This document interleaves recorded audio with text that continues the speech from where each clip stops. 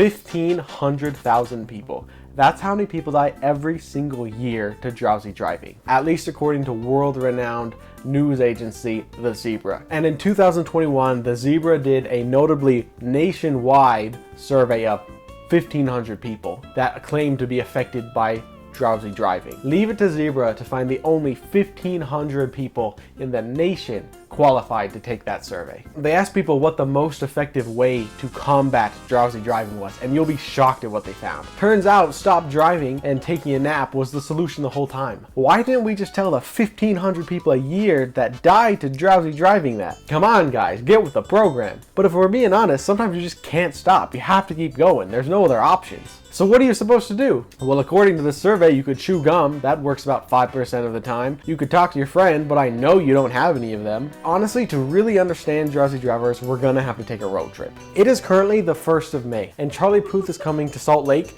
May 9th. Salt Lake is over a 10-hour drive from where I live. How am I supposed to drive 10 hours? To pull this off, we're gonna need a few things. First thing we're gonna need is a camera to take in the view of the driver. And the third thing we're gonna need is a way to alert the driver. Now this could be a couple different things. We could use something like a small speaker. We could use something like a light.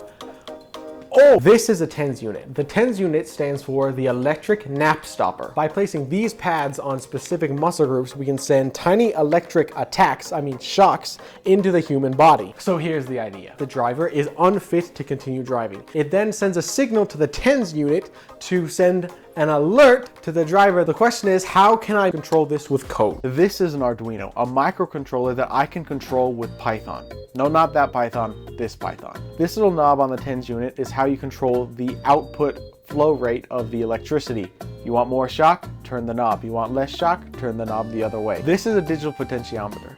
By replacing the knob on the TENS unit with this, I can digitally turn the knob with code. Easy, right? Wrong. I had already ordered this off of Amazon by the time I had taken apart the TENS unit and seen that the potentiometer solder pads were underneath the screen. And I am not skilled enough to take off the screen, so we're gonna have to figure something else out. First, we'll put the whole thing back together, 3D design a little hat to go over the knob with a hole for a motor. When I fall asleep, the code will freak out, sending a command to the motor to turn on, physically spinning the knob.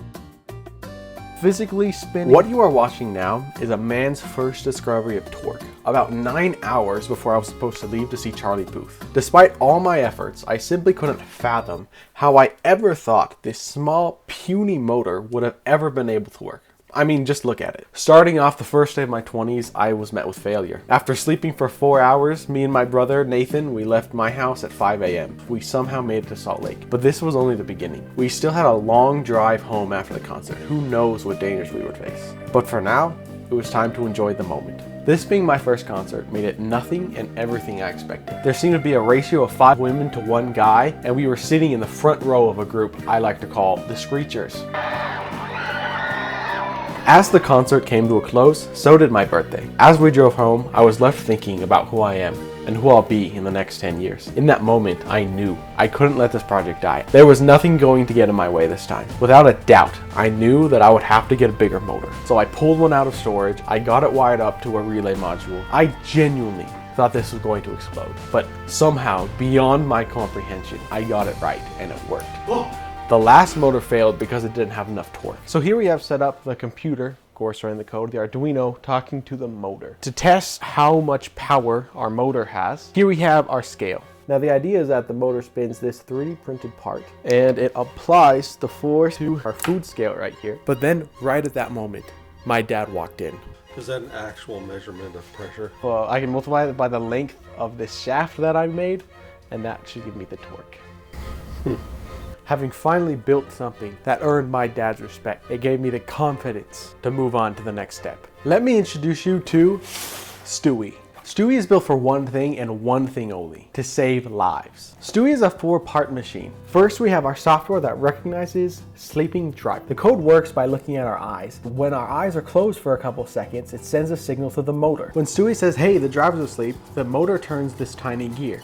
The gears flip the direction of the spinning and activate the tens unit. All these 3 parts are 3D printed by me, which means I had to learn how to 3D design, which means I had to buy a 3D printer. And while I was connecting it to the internet, which is something you have to do now apparently, I had to give it a name. And after thinking and thinking for a long time, I had no idea what to name. So the very first person that subscribes to my new Patreon will forever be immortalized on this channel by being the namesake of my 3D printer. If you like throwing money into the void, you might as well throw it at me. That's why I'm wearing the money pants. Anyways, I think it's about time we take Stewie for a test drive.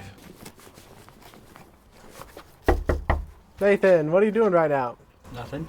All right, put these on your arm. Imagine you've just got out of a Charlie Booth concert and you have a 10-hour drive home back. Is this gonna stop my ability to hit the brake? No, shouldn't. Look at the camera! Look at the camera! I have to bleed. I'm not